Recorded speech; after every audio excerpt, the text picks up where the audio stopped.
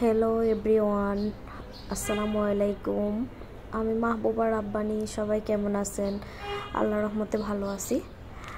তো নতুন আরেকটি ব্লগ নিয়ে হাজির হয়েছি। অবশ্য কালকে আমি ব্লগ দিই নাই, কারণ হচ্ছে আমার বাসায় অনেক মেহমান ছিল, সেই জন্য অনেক বিজি ছিলাম কাজে। আর সারাদিনে কাজ ছিল, মেহমান ছিল আর কি। তো এখানে হচ্ছে আমি আমাদের ঐতিহাসিক একটা পিঠা, বলতে অনেকে বলে যে নোয়াখালীর ঐতিহাসিক পিঠা, আমাদের দেশেরও ঐতিহাসিক এই পিঠাটা বিখ্যাত। আর সেটা হচ্ছে পান্তুয়া পিঠা। জানি না কে কীভাবে বানান, আর আমি আমার মতো করে বানাচ্ছি। বানিয়ে খেয়ে দেখবেন। আর আমার শ্বশুরবাড়িতে তো সবাই আমার হাতের এই পিঠা বেশি বেশি মানে পছন্দ করে। আর যে মেহমান আসছে ওই মেহমানরাও অনেক পছন্দ করছে এই পিঠাটা।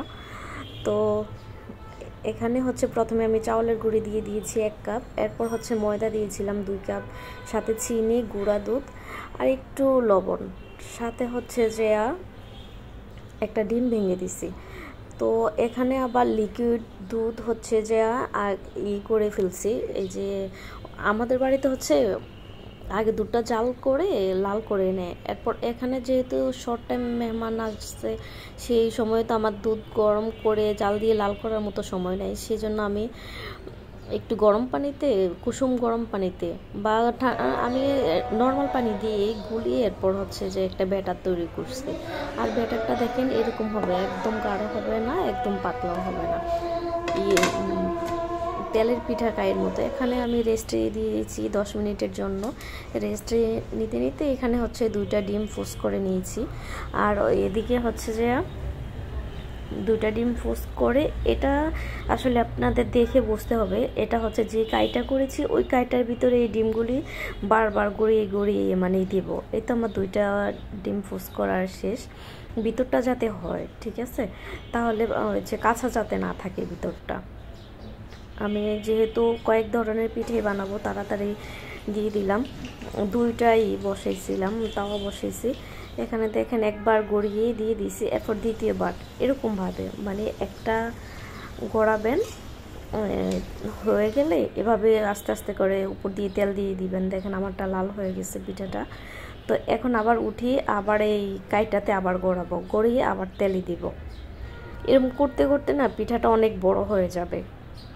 এই যে দেখেন, দেখেই আপনার বুঝতে হবে। এখন আবার দিয়ে দিছে, এই যে তেলটা উপর দিয়ে দেবেন, দিয়ে দিলে হয়ে যাবে। আমি 2 চুলায় 2টা বসাইছি, তো সেই জন্য আপনাদেরকে ভালো করে দেখাতে পারছি না, অবশ্যই বুঝে নেবেন। এরপর এই তো আমার একটা হয়ে গেছে, এরপর দুটোটা হয়ে গেল ডান।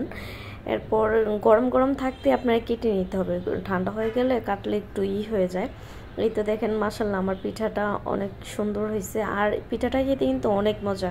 আমার শ্বশুরবাড়ির সবাই অনেক পছন্দ করে আমার হাতের এই পিঠাটা, বানিয়ে খাবেন, ভালো লাগবে। এখানে হচ্ছে আবার সুজি পিঠা বানাবো। এখানে আমি 5টা ডিম ভেঙে নিছি। আসলে আপনাদেরকে দেখানোর মতো সময় বলতে কি আমার তাড়াহুড়া ছিল, সেই জন্য বেশি করি নাই।